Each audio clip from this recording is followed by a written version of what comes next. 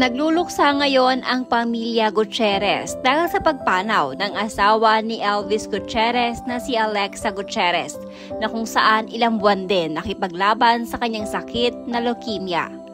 Kinumpirma ng aktres, TV host na si Rufa na July 27, binawian ng buhay ang kanyang sister-in-law. Sa post ni Rufa ay may art card itong binahagi na kung saan nakalagay na isang mapagmahal na ina, anak at asawa ang kanyang in-law.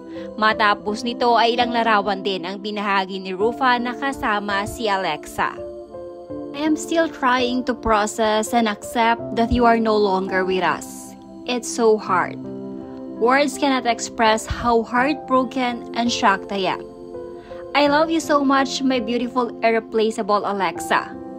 You will forever be in my thoughts and in my heart until we cross paths again.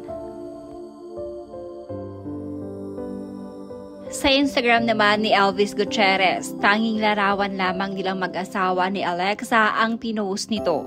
Walang anumang caption.